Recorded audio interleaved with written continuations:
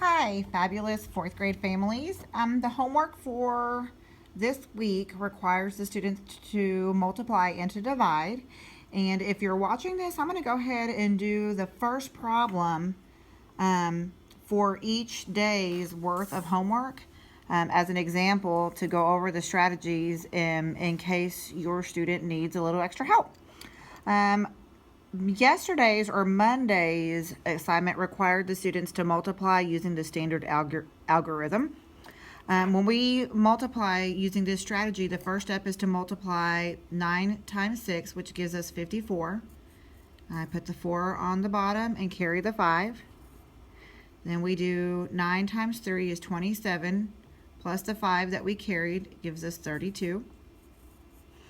Then we bring down a placeholder 0. Then we multiply 4 times 6, which is 24. I put the 4 here, carry the 2 up top. Then I do 4 times 3, which is 12, and add the 2 that we carried, which gives us 14. This gives us our partial products. We add our partial products, and our answer, or the product, is 1,764. In the next problem, the students have to use an area model to multiply. If we're doing 73 times 42, the first thing is to create a square or a rectangle. And because it's a two-digit by two-digit problem, we will make 4 squares within our square. And we're going to break apart the number 73. The 7 is in the tens place, so it has a value of 70. The 3 is in the ones place, it has a value of 3. We're also going to break apart 42. The 4 is in the tens place, so it has a value of 40. And the 2 is in the ones place, it has a value of 2. Okay, now we can multiply using basic multiplication facts. So in this square, we're going to multiply 40 times 70. Because I know that 4 times 7 is 28, I write 28. And there's a 0 here and a 0 here. That's 2 zeros, so I simply add 2 zeros. That's 2,800. Then in this square, I'm going to multiply 40 times 3. I know that 4 times 3 is 12. And there's a 0 over here that I'm going to bring over here, and we get 120. Then we're going to multiply 2 times 70 in this square. I know that 2 times 7 is 14. There's a 0 here, so I bring a 0 here. 2 times 3 is 6. These are our partial products. We will add them. So we're going to take 2,800 plus 120 plus 140 plus 6. Combine them. And when I do that, I get an answer of 3,066. Using an area model. On Wednesday's homework, the students are to divide using an array.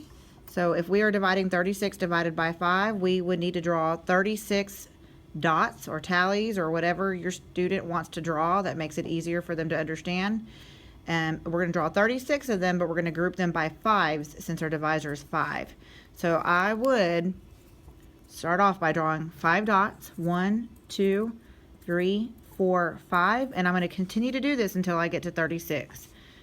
6, 7, 8, 9, 10, 11, 12, 13, 14, 15, 16, 17, 18, 19, 20, 21, 22, 23, 24, 25, 26, 27, 28, 29, 30, 31, 32, 33, 34, 35, and 36.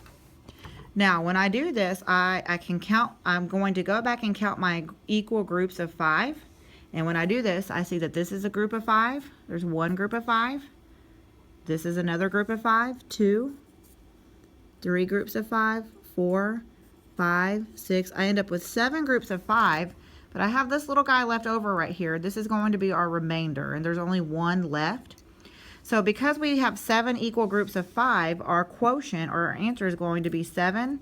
And since we have 1 left over here, that's going to be a remainder of 1. So our answer would be 7 with a remainder of 1. And then on Thursday's homework, the students are to divide using basic facts. If I have 480 divided by 6, I would take 48 and divide that by 6. That gives me 8. And because I know I have a 0 over here, I bring my 0 over here, and my answer is 80. Thank you.